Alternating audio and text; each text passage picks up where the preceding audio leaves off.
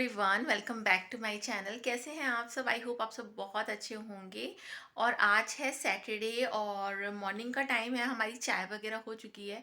तो बस मैं ब्रेकफास्ट बनाने जा रही हूँ क्योंकि इन लोग आज ना लंच करते नहीं है, तो बेसिकली ब्रंच बनाने जा रही हूँ। तो ब्रंच बनाऊंगी और इसके बाद ये लोग खा के निकल जाएंगे। इन लोगों को कुछ काम है, ड्राइविंग लाइसेंस वगैरह का। मतलब मेरे हस्बैंड जा रहे हैं तो अभी तभी उनके साथ जा रहा है।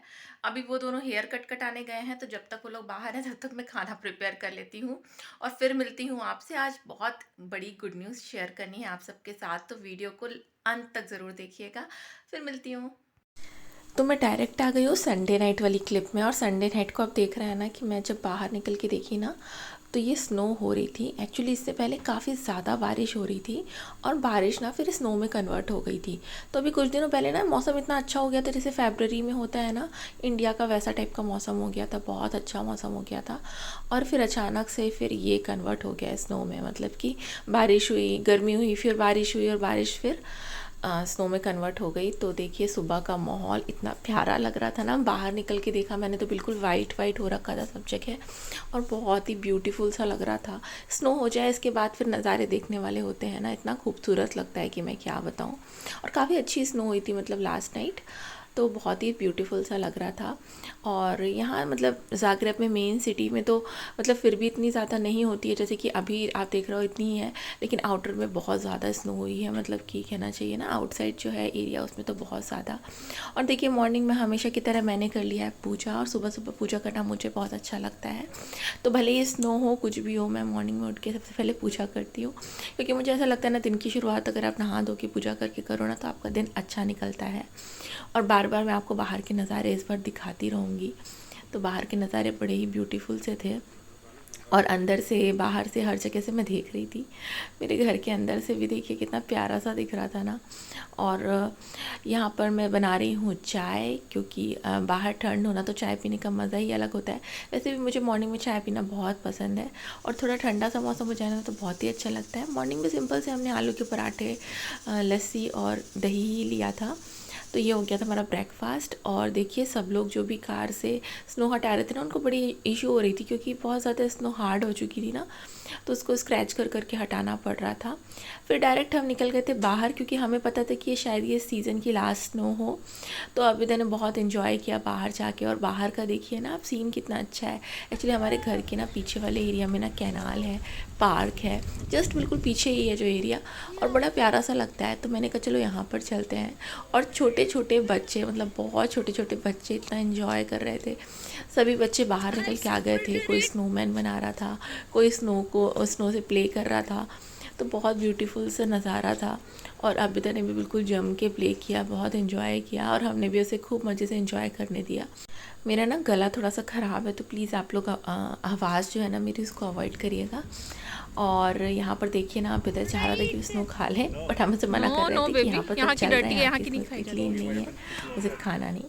और यहाँ पर देखिए हमारे घर के पीछे वाले एरिया में ना कैनाल है, तो उसके आजू बाजू स्नो थी ना, वो बड़ा ही ब्यूटीफुल सा लग रहा था देख के।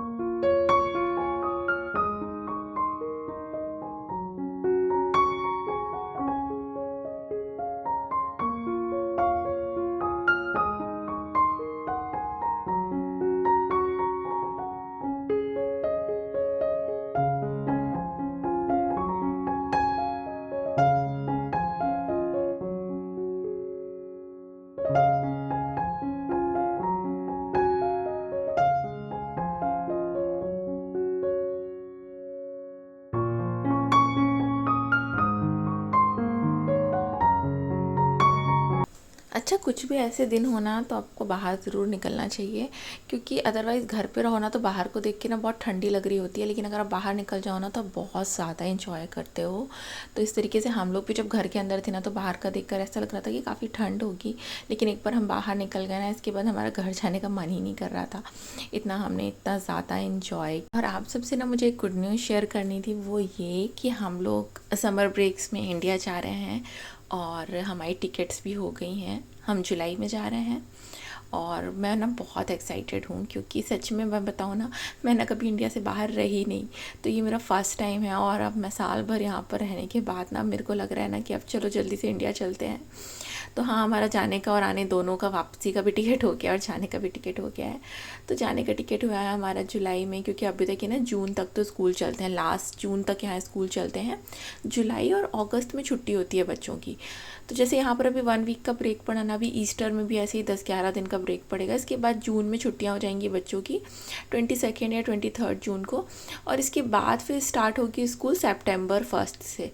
तो हमारे पास काफ़ी टाइम है, लाइक 2 मंथ्स का टाइम है। तो हम जुलाई में जाएंगे, और 5 जुलाई को हम यहाँ से जा रहे हैं, और हम 28 अगस्त को लौटेंगे। तो 2-3 दिन का ऐसे टाइम रहेगा।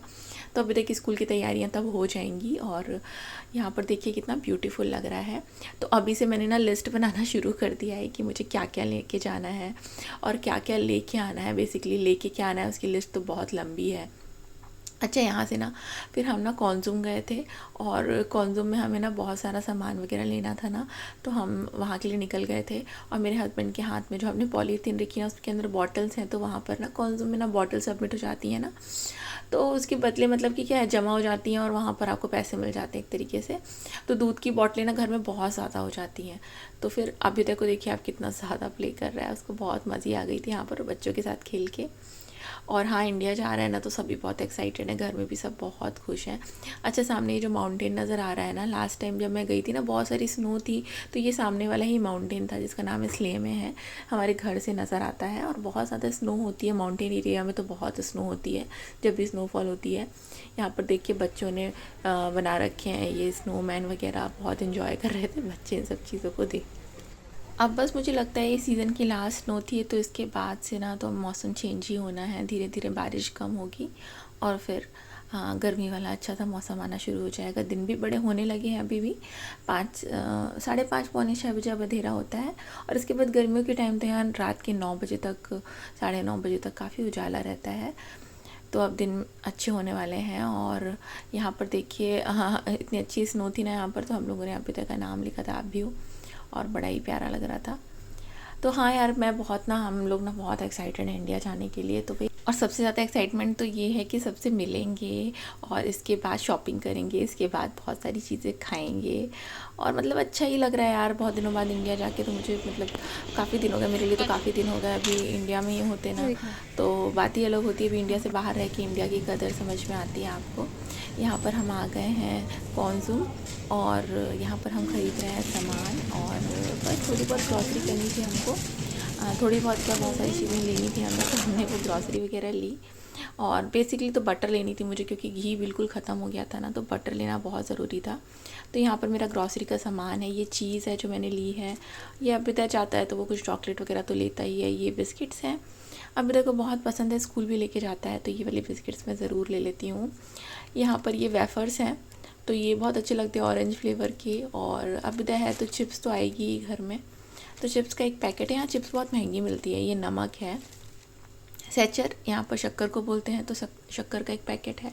यहाँ पर क्रिज, आप देख लो इसको, 1 kg 400। ये है सूजी, तो यहाँ पर सूजी बहुत अच्छी मिल जाती है, और ये बिल्कुल नॉर्मल वैसी ही सूजी होती है जैसे हमारे इंडिया में मिलती है।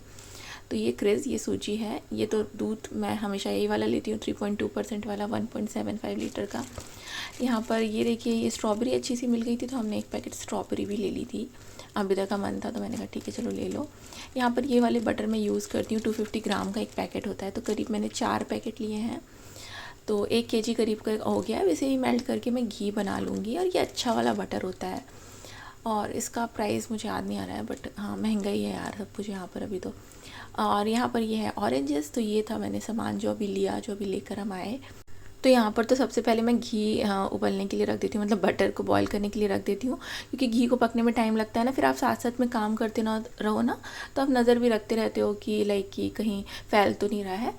तो ये धीरे धीरे करके मेल्ट होता रहेगा, और मैं अपने काम भी करती रहूँगी। और आज मेरा प्लान क्या था ना, कि मैं बनाऊँगी बर्गर। तो घर में ना एक्चुअली हमने बर्गर बन लाने थे, बट मैंने लाया नहीं, क्योंकि घर में हमारे 2 पैकेट ब्रेड रखी है, एक मैंने ले आया था, एक मेरे हस्बैंड ने ले आई थी। तो 2 पैकेट ब्रेड रखी हुई है, तो मैंने सोचा कि बर्गर बन नहीं लाते हैं, ब्रेड के साथ ही इसको यूज़ करेंगे। यहाँ पर मसाले बना लिए थे मैंने, सिंपल धनिया, जीरा, आमचूर, चाट मसाला, काला नमक, ये सारी चीज़ें मिक्स करके मैंने डाल दिया है तेल के अंदर। इसके बाद मटर डाल दिया। मटर तो फ्रोज़न वाली ही है, फिर भी इसको थोड़ी देर ढक के पकाऊंगी मैं। और यहाँ पर देखिए घी कितने अच्छे से बन गया है ना। पूरा ये घी बहुत ही अच्छा बनता है, बिल्कुल वैसा ही जैसे इंडिया में मिलता है ना, बिल्कुल वैसा ही घी बन जाता है मटर को मेल्ट करके, क्योंकि बटर अनसॉल्टेड होती है ना, तो घी बिल्कुल नॉर्मल ही बनता है। अच्छा, अच्छे से मसाला जब भुन गया मेरा, तो मैंने मटर को मैश कर दिया और इसके बाद फिर आलू मिला दिया।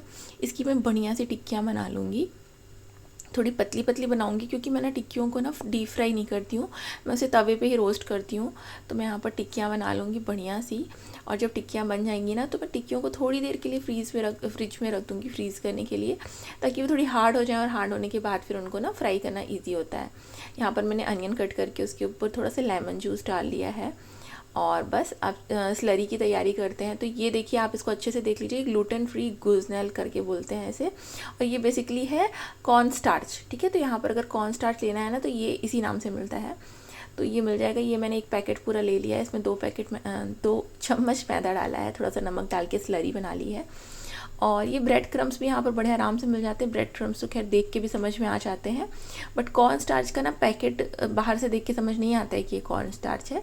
तो यहाँ पर बस स्लरी में डिप करके मैं इसे अच्छे से कोट करूँगी ब्रेड क्रम से, और इसको कोट करके मैं फिर रख दूँगी थोड़ी देर के लिए। तो ये थोड़े अच्छे से सेट हो जाते हैं बेसिकली। अगर आपको डीप फ्राई करना है या फिर तवे में फ्राई करना है ना, शैलो फ्राई टाइप का करना है ना, तब भी इस तरीके से करके रखिए तो सही रहता है। तो मैंने सारे के सारे कोट कर लिए हैं।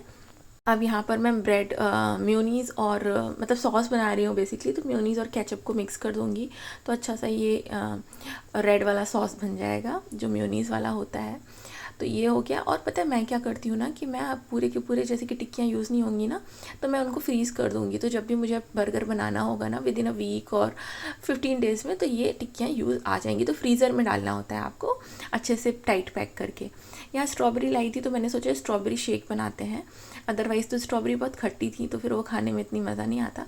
तो यहाँ पर मैंने स्ट्रॉबेरी कट कर लिया। और स्ट्रॉबेरी खट्टी होती है ना, तो अगर आप इसका मिल्क शेक टाइप का बनाइए ना, तो बहुत टेस्टी लगता है, क्योंकि शुगर के साथ मिक्स होकर ना ये खट्टा मीठा सा टेस्ट हो जाता है, तो बहुत ही अच्छा लगता है। तो यहाँ पर मैं स्ट्रॉबेरी शेक बना ले रही हूँ, क्योंकि फिर चाय के साथ या तो अच्छा लगता है बर्गर, या तो फिर कुछ शेक वगैरह कुछ तो होना चाहिए। तो यहाँ स्ट्रॉबेरी शेक बन के रेडी हो गया है। यहाँ पर मैं बर्गर की टिक्कियाँ सेक ले रही हूँ। तो मैं ना डीप फ्राई नहीं करती हूँ, क्योंकि इतना ऑयल लग जाता है डीप फ्राई में। तो आप अगर डीप फ्राई की जगह इसको शैलो फ्राई भी करेंगे ना, इस टाइप से तवे में सेकेंगे ना, तो वो भी सही है। रोस्ट कर लीजिए आप इसको अच्छे से। और यहाँ पे आ गया था, तो उसे बहुत शौक चढ़ रहा है। उसे ना बर्गर को असेंबल करना था, तो वो ना चीज़ के साथ प्ले करने लगता है, बच्चे तो ऐसे होते ही हैं। तो वो चीज़ के साथ प्ले कर रहा था। फिर मैंने उसे समझाया कि नहीं, अब धीरे धीरे तुम इस तरीके से करो। तो बच्चों को ना ये सारी चीज़ें करने में बहुत मज़ा आता है, और बर्गर वगैरह तो बच्चों को बहुत पसंद ही होता है। तो स्पेशली अभी तक के हिसाब से ही मैंने बनाया था, क्योंकि शाम के टाइम उसको भूख लगने लगती है, फिर या तो वो चिप्स या फिर बिस्किट इस टाइप से करने लग जाता है। तो मैंने कहा चलो कुछ हेल्दी सा ही बना देती हूँ। घर का बना हुआ बर्गर है, इसके अलावा फिर ये स्ट्रॉबेरी शेक है, तो वो अच्छे से खा लेगा। तो यहाँ पर ये चीज़ लगा रहा है धीरे धीरे बर्गर में। और बच्चों को ऐसे काम करने के लिए दो ना, तो उनको बहुत अच्छा लगता है, और मुझे लगता है करने भी देने चाहिए। कई बार उनको असिस्ट करते रहो और साथ में करने देना चाहिए, तो उनको भी आइडिया हो जाता है। और अक्सर ये अभी ना अपने लिए ब्रेड म्योनीज़ बनाता है। लाइक हम उसे कह देते हैं कि तुम ब्रेड ये रखिए, म्योनीज़ ये रखा है, तुम अपने से अपने लिए बना लो। तो उसे पता है किस तरीके से स्प्रेड किया जाता है चीज़ या म्योनीज़ ब्रेड में। तो वो बहुत एक्साइटेड था बनाने के लिए। अच्छे से अब रखो। यस, रखो।